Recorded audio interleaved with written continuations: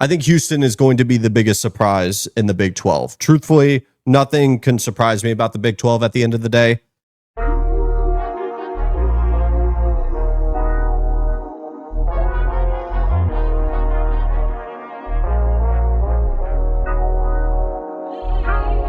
Like I said, we are going to talk about 4 teams from each conference that I think is going to be the biggest surprise for the upcoming college football season. For the SEC, because we always have to start with the SEC, the Texas A&M Aggies, I think, are going to be a huge surprise to the rest of the conference. And the reason why I'm so confident that Texas A&M is going to be the ones to rise above potentially that tier 2, because honestly, there's so many teams that we could talk about: South Carolina, Florida, Oklahoma, plenty of others who have really, really dynamic quarterbacks. Some questions about the coaching staff, some questions about their surrounding systems.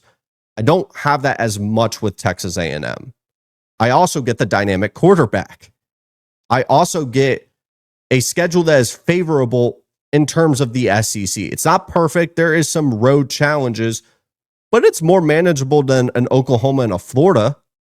And I really believe in the floor being high enough to where if they just at bare minimum get to 7 games based on who they have to play, they just have to upset a couple teams, and we're right there at 9-10 win territory, which 9 wins for Florida is definitely not the same as 9 wins for Texas A&M. But I really do think that they are quietly building something that the general college football public is not realizing isn't a Jimbo Fisher team. The problem with Jimbo Fisher teams, especially with 2022, and the reason why they went 5-7 was they played so many true freshmen. And then we find out a couple of years after the fact that the true freshmen that were brought in with that number 1 overall recruiting class that got a ton of, national coverage, that class was actually not as good as we initially thought. Sure, maybe they didn't get developed. You can point to that easily.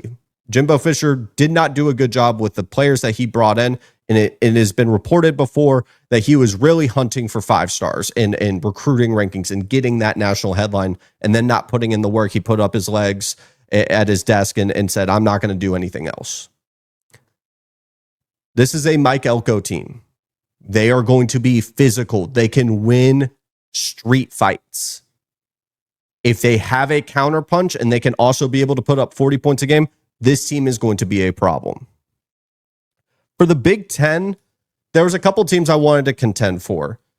I think these teams all could easily be the biggest surprises in the Big Ten. USC, I think, is being massively slept on. The fact that they were not in the top 25 for the preseason in the AP and coaches poll, I think, is really bad. I think Nebraska could be a college football playoff sleeper. At plus 900 odds, I'm not giving advice to anybody to make any kind of decisions, but I think those are really good odds. I like Matt Rule. I like their quarterback. I like their OC, and I like the situation around them. But the one that I think is really getting slept on is Washington.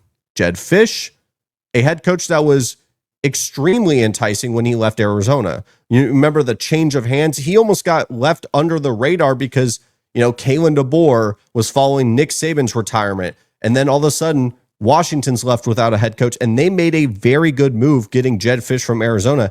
And Arizona had a ton of NFL talent last year. A ton.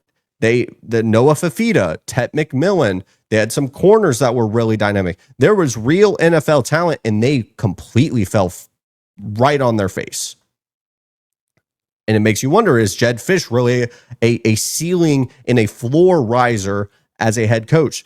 Damon Williams, Jonah Coleman, that quarterback running back duo is extremely dynamic. I have questions about their physicality, and they do have some challenges in terms of the schedule. You would wish it would be a little bit easier, but at the end of the day, there's enough for me to like that we get to the end of the season. This was, I believe, a 6-win team last year. And they get to 8, maybe 9 wins. It would not shock me. It may shock the college football public, though.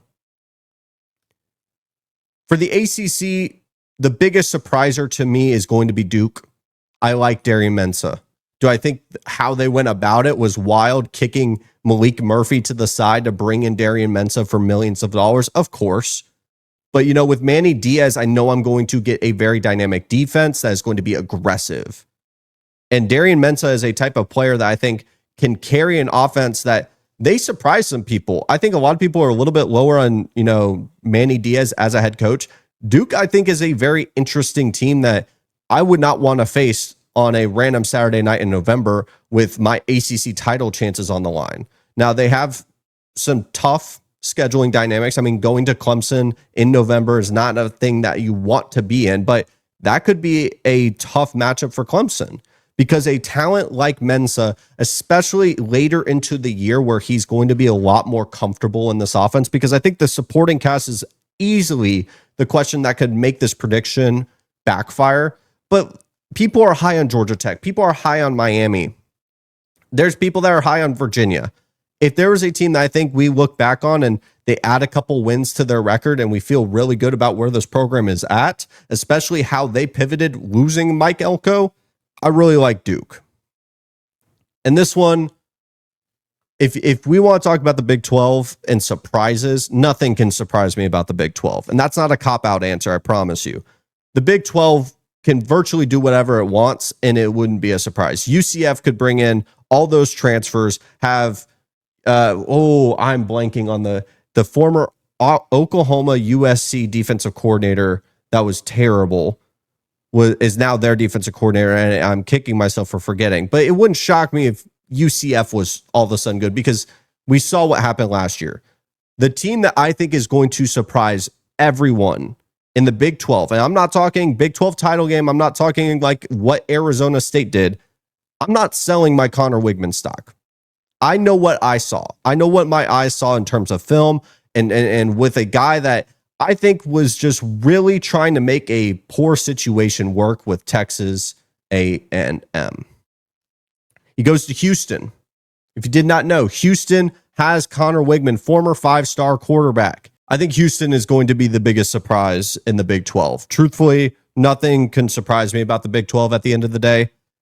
But Houston with Connor Wigman is not going to be a Big 12 title contender. I'm not saying that. But what I am saying is, do we go look back in January and we look back at what Houston has done with Willie Fritz? Let's not forget that he was a guy that a lot of people were high on, coming from Tulane, coming to Houston, and then you have all the problems of what happened last year. But they were also feisty towards the end of the season, something that a lot of people would just look at the record. They weren't paying attention to Houston. They weren't paying attention to Donovan Smith at quarterback. They saw all the transfers. They're just down in the dumps about this team. I'm not. I know Houston as a university is investing a ton into their athletic department. Obviously, the main focus is going to be their basketball program. But I know what I saw with Connor Wigman at Texas A&M. And I really do think it just was not a good mesh in terms of schematics with a guy like Colin Klein, who wants to move his quarterback downfield, use his legs. You saw the offense completely change with Marcel Reed in. I just don't think it was a match that Connor really wanted it to work, and it just didn't. And I think he looks the most healthy that he's ever been. And I think this is a guy that I was very high on coming out of high school, and I think that there's a lot to like, especially now he's going against Big 12 defenses.